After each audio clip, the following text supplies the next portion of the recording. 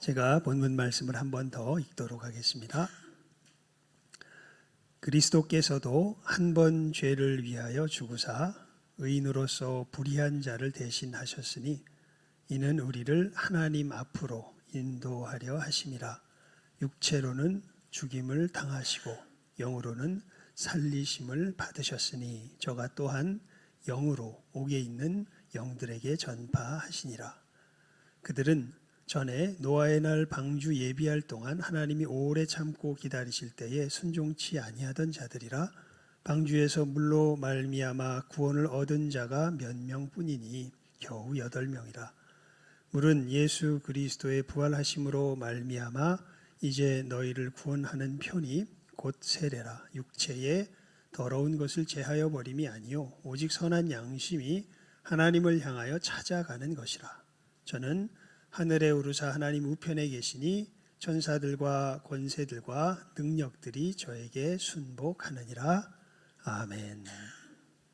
여러분, 우리가 아멘 이렇게 화답했는데 사실 오늘 말씀은 그 의미를 아는 것이 사실은 그렇게 쉽지 않은 말씀입니다. 성경을 보면요,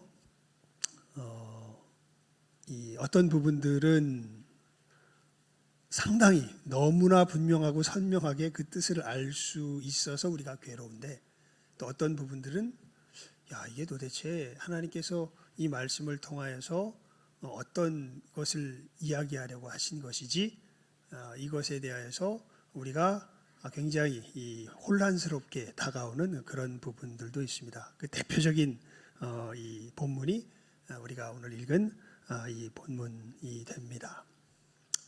그래서 이러한 본문들을 대할 때는 우리가 특별히 조심하여야 하지요. 그러면서 말씀에 대한 우리의 태도를 다시 한번 점검하여 보고, 그리고 이제 이러한 말씀으로 향하여 나아가는 것이 중요한 줄 압니다. 여러분, 우리는 이제 천국 백성이 되었습니다. 정말 제가 이렇게 왜 뜸을 들이면서 이야기했냐면, 아멘으로 화답하는 성도들도, 영혼들도 있을 것이고, 또 아멘이 되기를 바라는 영혼들도 있을 것이고, 그것이 무슨 이야기일까? 사실은 의아한 영혼들도 있을 것이기 때문에. 그런데 우리 모두가 정말 늘 우리 교회 소식 1번에 환영하면서 소원을 담아서 하는 이야기가 있죠. 모두 천국에 함께 이르기를 소망합니다. 정말 모두가 다 함께 천국에 이르기를 소망하기 때문에 그렇습니다. 여러분, 천국 백성이 되었다. 천국은 한마디로 말하면 어떤 나라냐면요, 하나님의 말씀, 우리 주 예수 그리스도, 말씀이 누구세요? 예수님이세요. 말씀이 예수님이세요. 그분이 유일한 법이 된 나라가, 거기가 어디예요? 거기가 천국입니다. 잘 일단 우리 분명히 합시다. 천국은 그 점에서 보면은 민주주의가 아닙니다. 법이 바뀔 수가 없어요. 천국은 그냥 누가 법이 된 나라예요. 예수님이 뭐가 된 나라예요? 법이 된 나라예요. 내가 다 필요 없습니다. 천국은 여러분의 생각이 기준이 아니라 우리들의 생각, 아무리 우리가 다 뜻을 모아서 뭘 해도 누가 말씀하셨으면, 예수님이 말씀하시면 그게 곧 뭐예요? 그게 곧 법입니다. 이 프랑스 대혁명이 일어날 때 그 혁명 전에 프랑스 군주 중에 하나가 이런 말을 했지. 짐이 곧 뭐다? 법이다. 이런 얘기를 했잖아요. 근데 그게 정확하게 천국에 적용되는 얘기입니다. 천국은 누가 법인 곳이에요? 누가? 이거 굉장히 중요한 고백입니다. 누가 법인 곳이에요? 예수님이 법인 곳이에요. 예수님이 법입니다. 유일한 법이세요. 다른 법이 없습니다. 예수님이 유일한 법이세요. 그래서 우리 오늘 찬송 준비 찬송할 때 498장 했잖아요.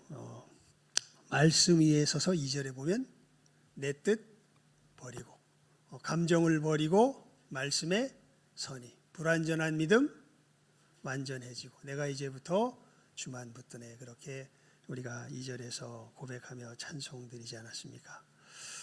그런 의미에서 여러분 우리가 우리들은 예수님의 사람들, 특별히 천국의 백성들은요, 이것을 먼저 분명히 알 필요가 있습니다. 우리들은 누가 법이다? 예수님이 법이다. 어디에 살든지.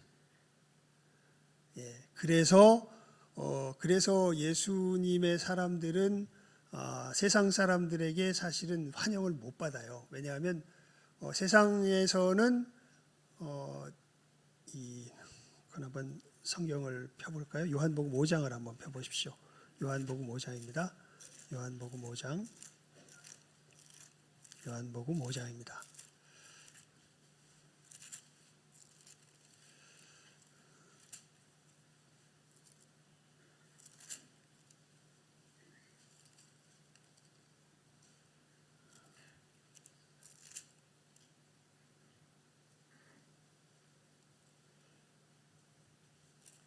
잠시만요. 요한복음 5장.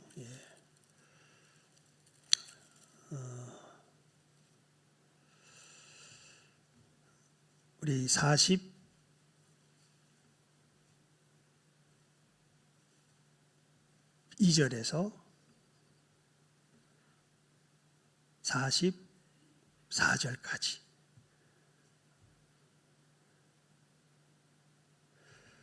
우리 함께 읽어봅니다. 요한복음 5장 42절에서 44절까지입니다. 시작.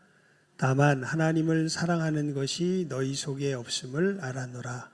나는 내 아버지의 이름으로 왔음에 너희가 영접지 아니하나 만일 다른 사람이 자기 이름으로 오면 영접하리라. 너희가 서로 영광을 취하고 유일하신 하나님께로부터 오는 영광은 구하지 아니하니 어찌 나를 믿을 수 있느냐. 예수님께서 하신 말씀이에요. 예수님이 사람들이 누구를 맞질 않아요. 예수님을 맞질 않아요. 그 맞지 않는 이유에 대해서 이렇게 분명하게 밝혀주십니다. 너희가 44절에 이야기하죠.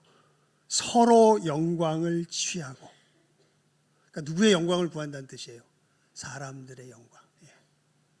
서로 영광을 취하고 누구에게로부터 오는 영광은 구하지 않아요. 하나님께로부터 오는 영광은 구하지 않기 때문에 그래서 너희들은 누구를 맞이할 수 없다. 나를 맞이할 수 없다. 이렇게 예수님 말씀하시는 거예요. 예수님 맞이하지 못하는 이유가 너무 분명합니다. 우리들은요, 누구에게 오는 영광은 취하는데, 서로에게 오는 영광은 취하는데, 누구에게로부터 오는 영광은 취할 생각이 없어요. 하나님께로부터 오는 영광은 취할 생각이 없어요. 그래서 우리는 누구를 맞이할 수 없어요. 예수님을 맞이할 수 없어요. 그러면서 우리 폈으니까요. 45절에서 47절까지 또 읽어볼까요? 시작. 내가 너희를 아버지께 고소할까 생각지 말라. 너희를 고소하는 이가 있으니 곧 너희의 바라는 자 모세니라. 모세를 믿었다면 또 나를 믿었으리니 이는 그가 내게 대하여 기록하였음이라. 그러나 그의 글도 믿지 아니하거든 어찌 내 말을 믿겠느냐 하시니라. 그러니까 모세가 글을 기록한 것도, 모세 율법이 기록하는 것도 사실은 누구를 알리기 위해서 기록한 건데, 예수님을 알리기 위해서 기록한 건데, 이 이스라엘 백성들이 그것도 누구의 영광을 취하는 길로, 서로의 영광을 취하는 길로 바꾸어 버렸죠. 그래서 정작 그 말씀이 지칭하는 대상인 예수님께서 오시니까 예수님을 어떻게 버려요? 배척해 버리죠. 그러니까 우리들은 여러분 이걸 이제 깨달아 하는 게 참 이게 은혜입니다. 우리는 누구의 영광을 구하는 존재가 아니에요. 하나님 영광을 구하는 존재가 아니에요. 우리는 누구 영광을 구하는 존재일까요? 자기 영광을, 사람의 영광을 구하는 존재가 바로 우리들입니다. 그래서 이게 피부색과 같다고는 표현이 성경에 보면 나옵니다. 우리의 죄악은요 피부색과 같아요. 이 피부색 이거 바꿀 수 있습니까? 없습니까? 못 바꾸죠. 그것처럼 우리는 우리의 이 태도를 바꿀 수 있을까요? 못 바꿀까요? 못 바꿉니다. 그게 이제 우리가 죽었다는 성경의 표현이죠. 정말 우리들은요, 하나님의 법이 유일한 법이 될 수가 없는 존재가 누구예요? 우리들이에요. 그런데요, 늘 깊이 들어가면 이건 아니죠. 이건 이렇게 돼야지요. 제가 종종 소개해드리죠. 마크 트웨인이 한 아주 유명한 이야기가 있다고. 미국의 대문호 아닙니까? 마크 트웨인. 마크 트웨인이요, 좋은 또 크리스찬이었습니다. 마크 트웨인이 뭐라 그랬냐면, 자기가 성경을 읽을 때 가장 괴로운 부분은 성경의 그 뜻을 잘 모르는 부분이 아니라 성경의 뜻이 너무나 명확해서 내가 부인할 수 없는 부분이라는 거예요. 왜냐하면 그거는 하나님이 너무나 명확하게 말씀하시는데, 말씀하시면 뭐 해야 돼요? 지켜야 돼요. 왜냐하면 유일한 법이 뭐니까? 하나님의 말씀이니까. 그런데 그걸 지킬 수가 있어요, 없어요? 없어요. 예. 그래서 어떻게 돼요? 괴로워요. 예. 이 사람이 정말 은혜가 있는 사람입니다. 그러면서 여러분 사실 오늘 메시지는 단순해요. 그러니까 앞에 좀 설명들을 좀 자세하게 합시다. 여러분 우리 교회가 속한 교단이요, 사실은 요즘 여러 다른 교회들로부터도 좀 욕을 먹습니다. 왜냐하면 우리 교회가 속한 교단은요, 여자 목사님이 없어요. 다른 많은 교회 교단들은 다 어떤 목사님이 서 있는데, 여자 목사님이 서 있는데, 우리 교회가 서 있는 교단은 여자 목사님이 없습니다. 왜 여자 목사님이 없을까요? 아주 단순한 이유 때문에 그렇습니다. 뭐 남녀 차별 이런 것 때문에 그런 게 아니에요. 성경 말씀을 어떻게 대하느냐에 대한 태도 때문에 그렇습니다. 그냥 아주 특징적인 성경 본문 하나 일단 볼까요? 고린도전서 11장을 한번 펴보시기 바랍니다. 고린도전서 11장입니다. 고린도전서 11장. 고린도전서 11장. 2절에서 16절까지. 그냥 제가 읽어볼게요. 여러분들 이제 펴서, 왜 피라 그랬냐면 그냥 듣기만 하면 잘 잊어버리니까 확인해 보시라고, 읽기는 제가 읽겠습니다. 2절부터 16절까지인데요. 이런 말씀이 기록되어 있습니다. 너희가 모든 일에 나를 기억하고 또 내가 너희에게 준 대로 그 유전을 너희가 지킴으로 너희를 칭찬하노라. 그러나 나는 너희가 알기를 원하노니 각 남자의 머리는 그리스도요, 여자의 머리는 남자요, 그리스도의 머리는 하나님이시라. 무릇 남자로서 머리에 무엇을 쓰고 기도나 예언을 하는 자는 그 머리를 욕되게 하는 것이요, 무릇 여자로서 머리에 쓴 것을 벗고 기도나 예언을 하는 자는 그 머리를 욕되게 하는 것이니 이는 머리 민 것과 다름이 없음이니라. 만일 여자가 머리에 쓰지 않거든 깎을 것이요, 만일 깎거나 미는 것이 여자에게 부끄러움이 되거든 쓸지니라. 남자는 하나님의 형상과 영광이니 그 머리에 마땅히 쓰지 않거니와 여자는 남자의 영광이니라. 남자가 여자에게서 난 것이 아니요 여자가 남자에게서 났으며 또 남자가 여자를 위하여 지음을 받지 아니하고 여자가 남자를 위하여 지음을 받은 것이니 이러므로 여자는 천사들을 인하여 권세 아래 있는 표를 그 머리에 둘지니라. 그러나 주 안에는 남자 없이 여자만 있지 않고 여자 없이 남자만 있지 아니하니라. 여자가 남자에게서 난 것 같이 남자도 여자로 말미암아 났으나 모든 것이 하나님에게서 났느니라. 너희는 스스로 판단하라. 여자가 쓰지 않고 하나님께 기도하는 것이 마땅하냐. 만일 남자가 긴 머리가 있으면 자기에게 욕되는 것을 본성이 너희에게 가르치지 아니하느냐. 만일 여자가 긴 머리가 있으면 자기에게 영광이 되나니 긴 머리는 쓰는 것을 대신하여 주신 연고니라. 변론하는 태도를 가진 자가 있을지라도 우리에게나 하나님의 모든 교회에는 이런 규례가 없느니라. 상당히 기분 나쁘죠, 여자분들. 이 말씀을 요즘 세대의 사람들이 읽으면 상당히 기분 나쁠 말씀입니다. 특별히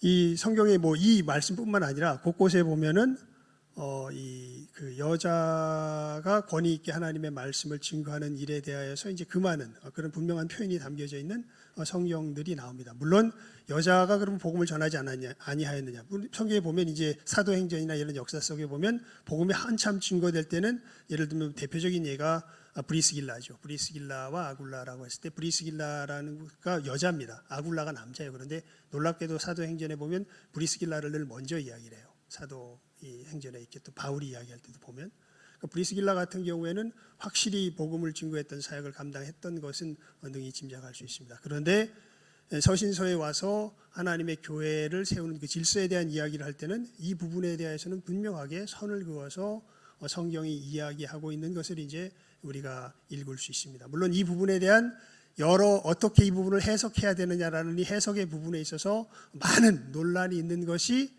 지금 우리 교회의 모습이고, 이 논란 때문에 사실은 뭐가 갈려질까요? 교단이 갈려집니다. 그래서 여러분 교단이 갈려지는 게 좋은 걸까요? 나쁜 걸까요? 이게 좋은 겁니다. 왜냐하면요, 사실 이 교단이 갈려지는 역사가 종교개혁 때부터 일어나기 시작했는데요. 종교개혁은 이 캐톨릭에서 잘못 가르쳐지고 있는 구원에 대한 도리를 반대하면서 이제 우리 개신교도들, 그래서 우리 개신교도들은 프로테스탄트라는 그런 표현을 써요. 저항자들이라는 뜻입니다. 그렇게 믿는 것은 하나님을 믿는 바른 길이 아닙니다라고 저항해서 나온 사람들이 우리 개신교도들인데, 그 당시에는 이 구교를 벗어나서 신교로 오는 것이 말 그대로 진짜 생명을 걸고 넘어오는 일이었습니다. 그래서 서로 전쟁을 합니다. 구교와 신교가. 그런데 이 신교의 사람들이 일단 크게 세 부류의 이 사람들이 있었어요. 하나는 루터가 가르치는 가르침대로 성경을 바라보면서 믿는 사람들, 또 다른 하나는 칼빈과 찌빙글리라고 하는 사람이 대표되는 이 개혁파라고 이야기하는 이 사람들이 가르치는 가르침대로 성경을 믿으면서 이 믿음의 길을 걸어가는 사람들, 또 하나는 제세례파라 그럽니다. 지금 침례교회 전신이 되죠. 침례교회 쪽의 사람들이 믿으면서 걸어가는 이 사람들.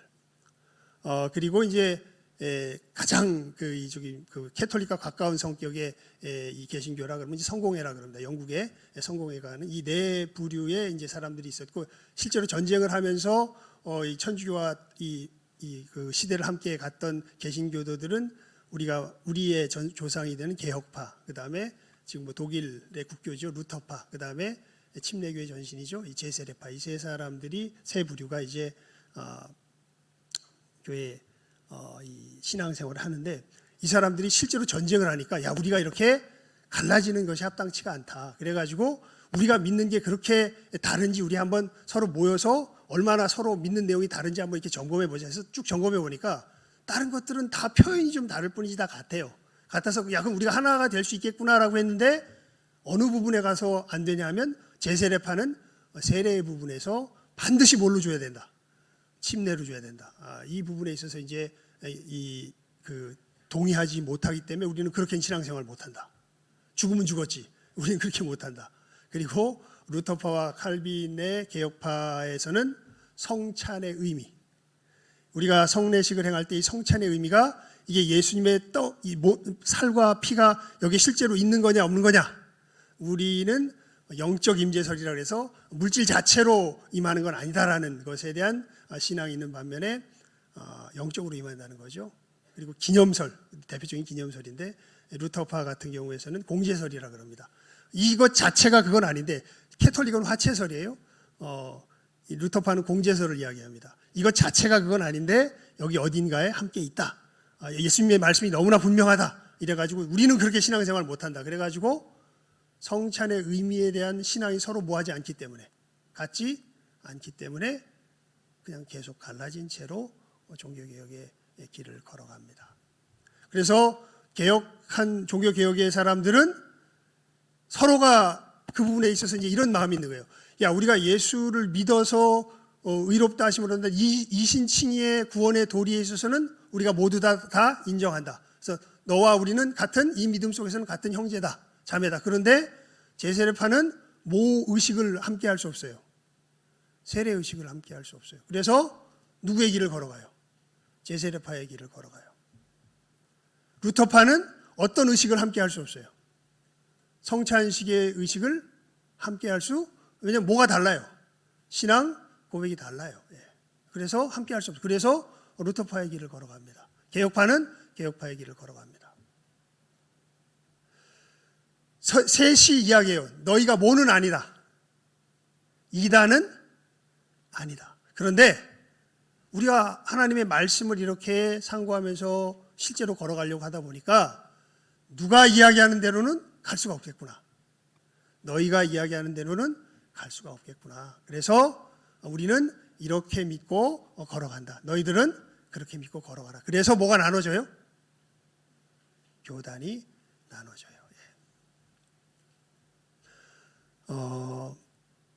아주 현실적인 예로 이야기를 하면 이 순복음교회에서 신앙생활을 처음 했던 사람이요, 장로교회 오잖아요. 그러면 처음엔 많이 좁니다. 너무 밋밋해요. 그런데 장로교회 전통에서 예수를 믿어서 신앙을 가진 사람이 순복음교회 가잖아요. 자기가 뭘 하러 왔는지 알 수가 없습니다. 너무 소란스러워서. 그러니까 하나님께서 우리들에게 주신 그 믿음의 길을 실제로 걸어가는 걸음에 있어서는 하나님께서 우리들 사람들의 어떤 개성을 굉장히 인정해 주신 것이 이제 기독교 역사 속에서 보면 드러납니다. 그래서 여러분, 우리가 믿음의 길을 걸어갈 때 우리 양심의 자유가 그래서 이제 중요한 것이 되죠.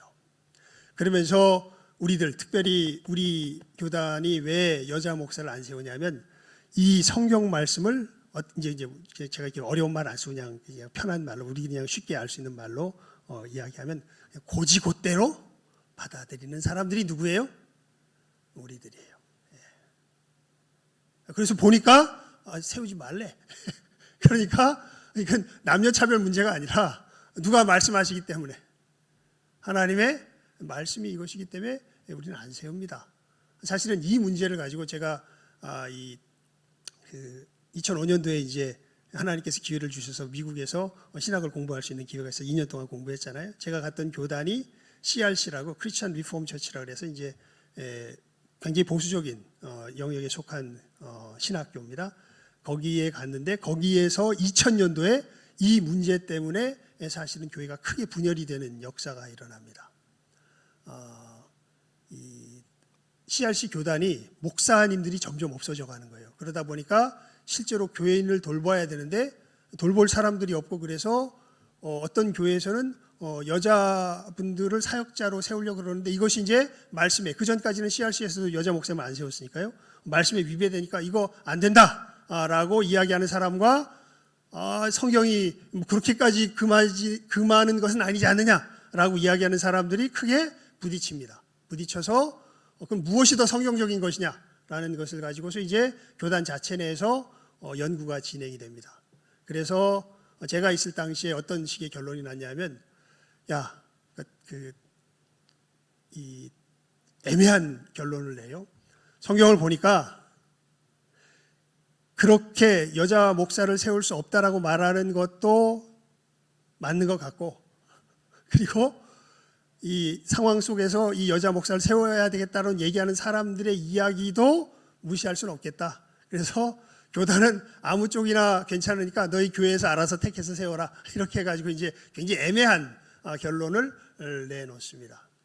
나중에는 여자 목사를 세우는 쪽으로 거기도 돌아섰다는 얘기를 해요. 그런데 여러분, 이 칼빈 교단은 우리 성경에 대한 태도에서 보면 이제 이걸 고지고대로 받아들이느냐, 아니면 조금은 문화적인 어떤 상황 속에서 여유 있게 받아들이냐, 이 부분에 있어서 우리 교단의 태도는 아닙니다. 우리는 무호성을, 성경의 무호성을 이야기하는데, 칼빈 교단은 무류성이라 그래요. 성경의 역사성 자체에 대해서 조금은 우리보다 훨씬 더 완화된 상태에서 세상적인 어떤 견해들을 훨씬 더 잘 수용할 수 있는 식의 해석의 태도를 취합니다. 굳이 우리 한국교회의 상황으로 이 비유해서 이야기하면, 이 웨스트민스터 신학교라는 곳이 우리 교단이라면, 칼빈은 장신하고 좀 비슷해요. 장신에서는 여자 목사님이 섭니까, 안 섭니까? 쓰죠. 통합 측에서는 여자 목사님이 섭니다. 그런데 우리 측에서는 서지 않죠.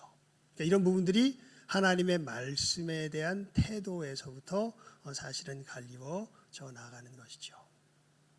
여러분, 이 부분에 있어서 그래서 우리가 정말, 그래서 제가 이제 오늘 말씀을 나누면서 이 내용 자체보다는 이 말씀에 대한 태도가 사실은 우리들의 실질적인 신앙의 길을 걸어가는데 아주 이 현실적인 갈림길이 이 말씀에 대한 태도에서 생긴다는 것을 알려드리는 것이죠. 이 부분은 정말 우리 각자가 자기 무엇으로 고백할 수밖에 없어요. 양심으로 고백할 수밖에 없는 부분이에요. 이러한 부분들에 대해서. 그래서 성경을 보면 참 우리가 정말 조심스러워지는 부분들이 있어요. 여러분, 성경에 보면 너희 겉옷을 빼앗고자 하는 자에게 목까지 주며 속옷까지 주며, 이런 말씀이 예수님의 말씀 있죠. 근데 여러분, 겉옷을 빼앗고자 하는 자에게 속옷을 주며가 예수님께서 하신 말씀일까요? 속옷을 빼앗고자 하는 자에게 겉옷을 주며가 예수님께서 실제로 하신 말씀일까요? 여러분, 자세히 성경을 읽어보면요, 마태복음에는 속옷을 빼앗고자 하는 자에게 뭘 주며 겉옷을 주며 이렇게 예수님께서 말씀하신다고 되어 있어요. 그런데 누가복음에 보면 어떻게 되는 줄 아세요? 반대로 되어 있습니다. 이 속옷을 빼앗고자 하는 자에게 겉옷까지 주며 이렇게 되어 있어요. 그럼 예수님께서 도대체 어떻게 말씀하신 거예요? 이 말씀의 맥락 자체가 중요한데요, 이스라엘 사회 속에서는 속옷보단 뭐가 훨씬 비쌀까요? 겉옷이 훨씬 비쌉니다. 그래서 마태복음에 이렇게 돼 있어요. 속옷을 빼앗고자 하는 자에게 뭘 주며 겉옷까지 주며 이렇게 돼 있습니다. 왜냐하면 마태복음은 누구를 대상으로 쓴 이 복음서예요?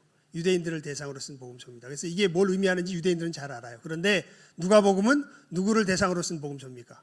데오빌로라고 하는 로마 사람입니다. 로마 문화에서는 모르겠습니다. 저도 자세하게 제가 조사까지 해본 건 아니지만 주석에서 보니까 뭐보다 뭐가 비싸요. 겉옷보다 속옷이 비싼가 봐요. 더 가치 있나 봐요. 그래서 더 가치 있는 것을 주어라라는 그 의미에서는 의미가 같아요. 그런데 말 자체는 어떻게 하셨을까? 예수님은 이 당시 어디에 계셨으니까? 유대에 계셨으니까 유대 사람처럼 이야기했겠죠. 속옷을 가지고자 하는 자에게 뭐까지 주며 겉옷까지 주며. 그런데 이것이 이 로마 사람들에게 전해질 때는 그 의미가 바르게 전해져야 되니까 겉옷을 갖고자 하는 자에게 뭐까지 주며 속옷까지 주며 이렇게 됐겠죠.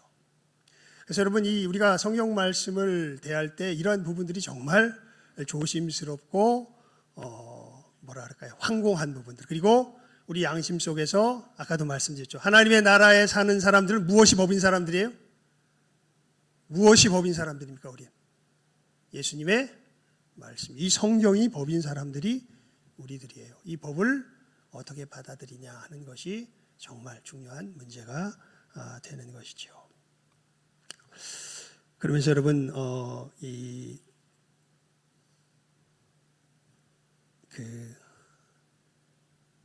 이제 우리가 믿음의 길을 걸어간다고 할 때, 그래서 사도 바울이 우리들의 믿음의 길을 이렇게 표현합니다. 로마서 4장 18절에 보면요, 우리의 믿음을 아브라함의 믿음이라고 이야기하면서 아브라함의 믿음의 특징을 어떻게 이야기하냐면 바랄 수 없는 중에 바라고 믿었느니라.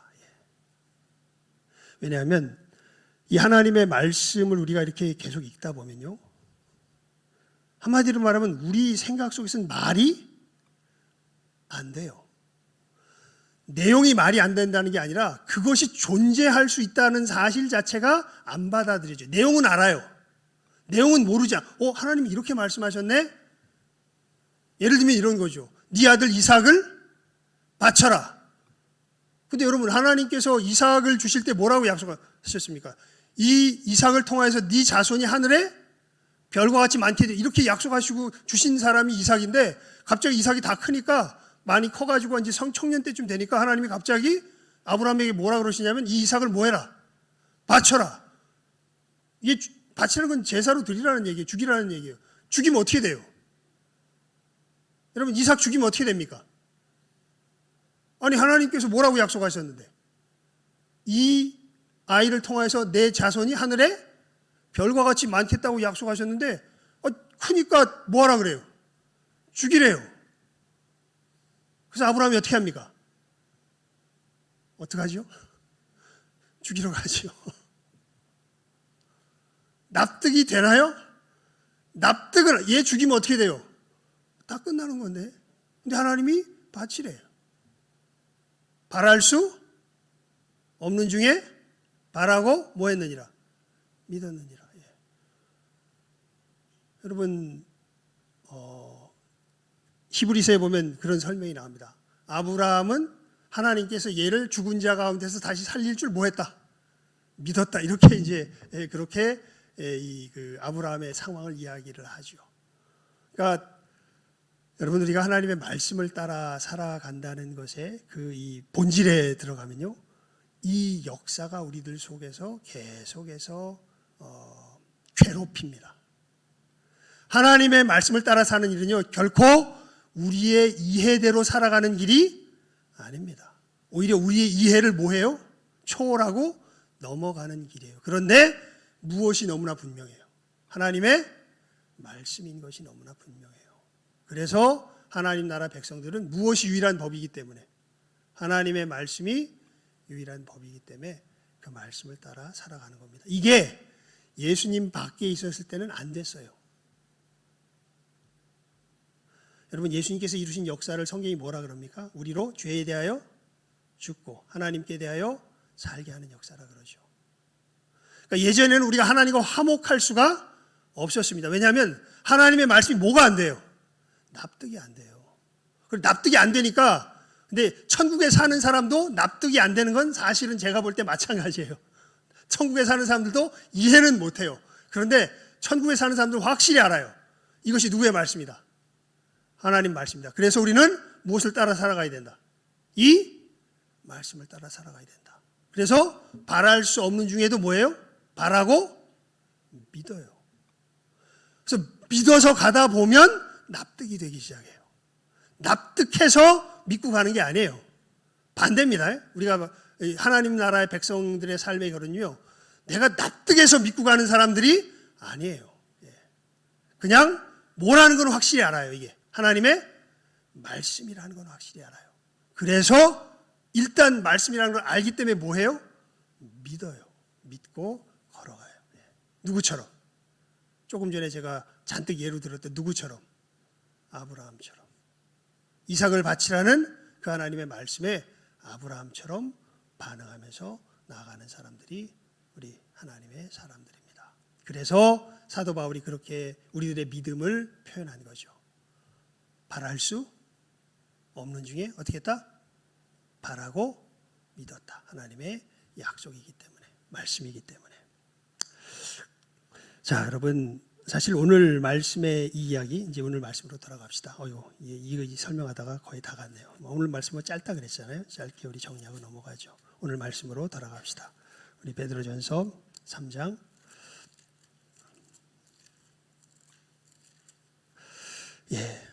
사도 베드로가 사실은 우리들의 삶의 현실적인 모습들을 사회 관계 속에서 또 가족 관계 속에서 쭉 이야기하는 속에 이제 우리가 선을 행하는 가운데 고난 받을 것을 각오하라고 이야기를 하고 있죠. 그리고 아예 이 아내와 남편에 대한 이야기를 떠나서는 이 주제 자체를 그냥 본격적으로 다루면서 이제 이야기하며, 사실 우리가 누리는 생명이 바로 이 길을 걸어가는 것이다라고 이야기합니다. 한마디로 말하면 선을 행하면 뭐 받아야 될 것이라고 생각하는데, 우리는 복 받아야 될 것이라고 생각하는데, 선을 행하는데 뭐를 받을 걸 각오하라고요?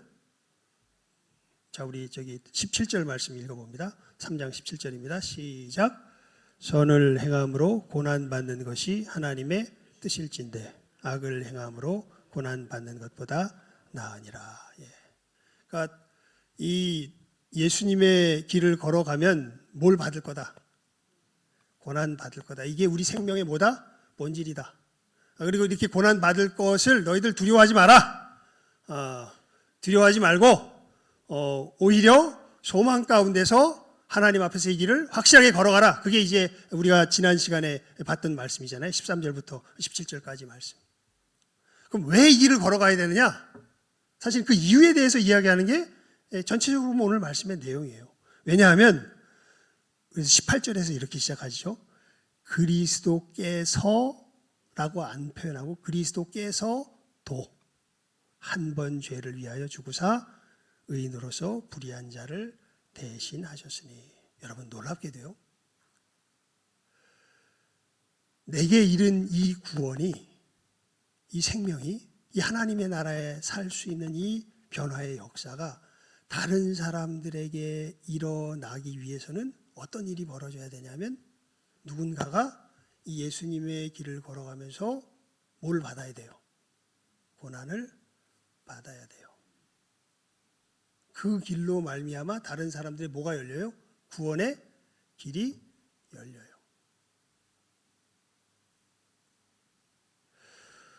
사실 노아도 그 길을 걸어갔었던 것이다. 간단하게 말하면. 그러니까 너희들 이 노아를 통하여서 그 시대, 근데 여러분 왜 노아를 굳이 이 사도 베드로가 끄집어냈을까라는 것을 그냥 제 추측으로 생각을, 이건 제 추측입니다. 여러분 노아의 시대 때 이 하나님의 길을 따라 걸어가는 것이 쉬운 일이었을까요? 정말 어려운 일이었을까요? 하나님의 말씀 따라 살아가는 것이 그나마, 여러분 우리 교회에 오면 야 그래 저 사람도 하나님의 말씀 따라 살아가, 저 사람도 하나님의 말씀 따라, 옆에서 주변 사람도 있으니까 조금 걸어가기가 편해요? 어려워요? 편해지죠. 근데 노아의 시대 때는 하나님의 말씀 따라 살아가는 사람들이 얼마나 있었습니까? 아무도 없었습니다. 예. 그런데 이 길을 걸어가야 구원의 길이 열리니까요. 그러니까 우리들이 걸어가는 이 길이 결코 뭐한 길이 아니다?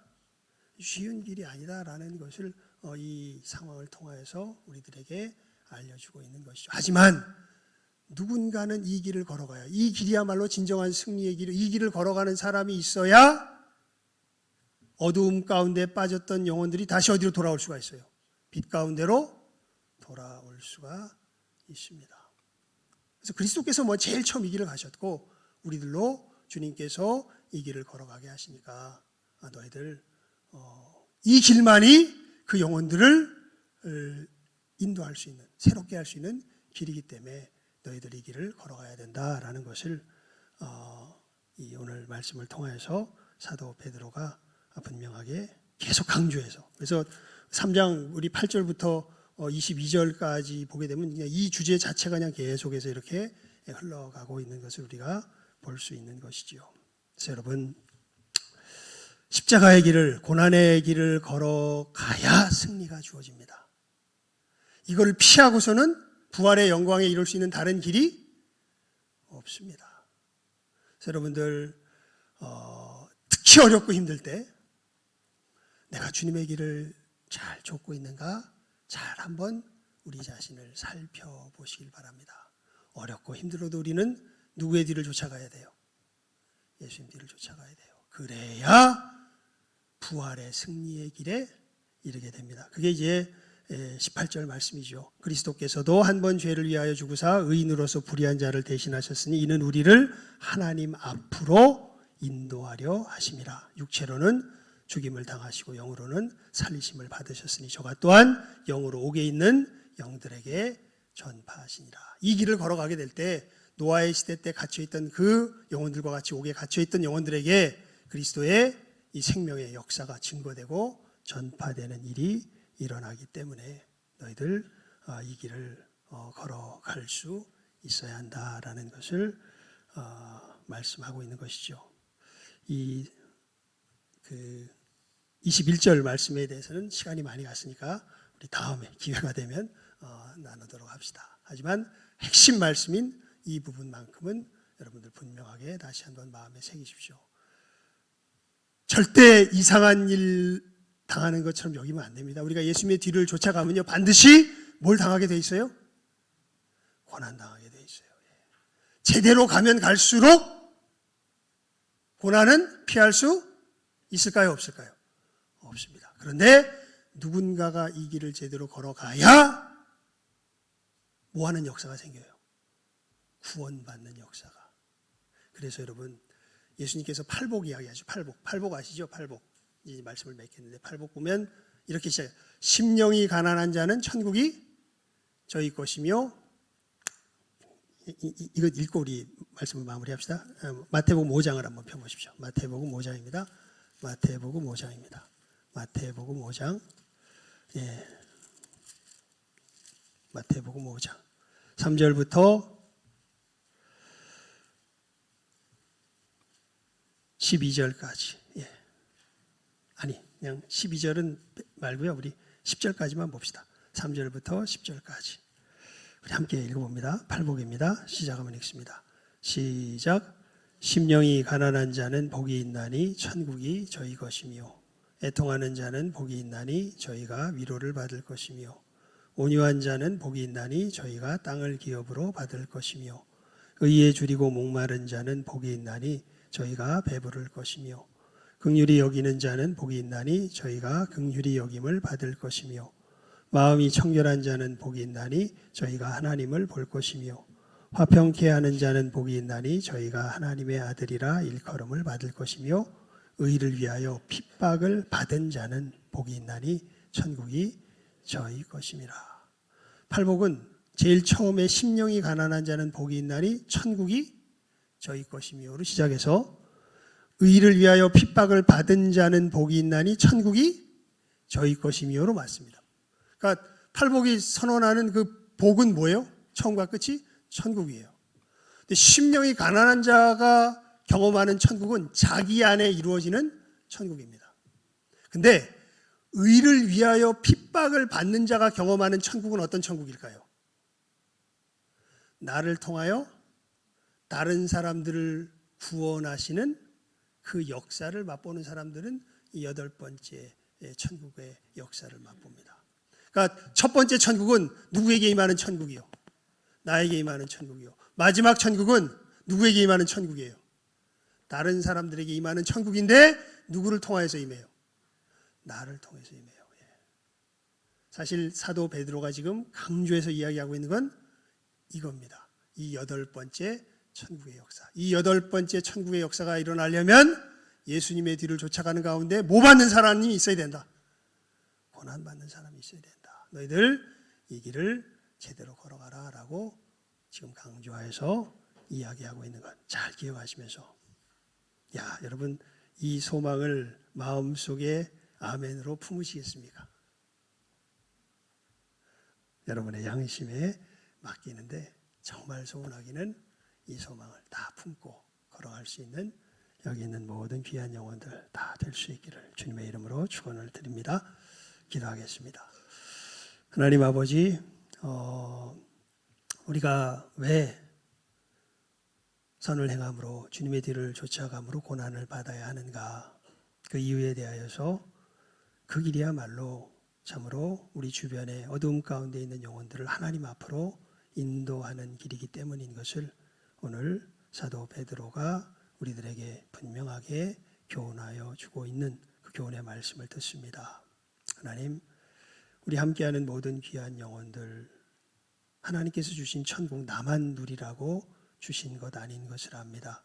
하나님, 내 주변에 정말 어두움 가운데 허덕이고 있는, 멸망을 향해 나아가고 있는 여러 영혼들에게도 이 천국이 증거되고 전파되어야 할 터인데, 이것이 되는 참으로 그 길이 다른 것이 아니라 주님의 이 십자가의 뒤를 쫓아서 우리도 선을 행하는 가운데 고난받는 이 걸음을 걸을 줄 알 때라야 참으로 이 역사가 이루어지는 것을 오늘 말씀이 우리들에게 분명하게 교훈하여 주고 있습니다. 하나님, 이 말씀 앞에 아멘으로 화답하며 이 놀라운 천국 역사에 참으로 감사함으로 자원함으로 참여할 줄 아는 이 시간 함께하는 우리 모든 귀한 영혼들 다 될 수 있도록 주님 은혜 베풀어 주시기를 간절히 구하오며 모든 것 예수님의 이름으로 기도드리옵나이다. 아멘.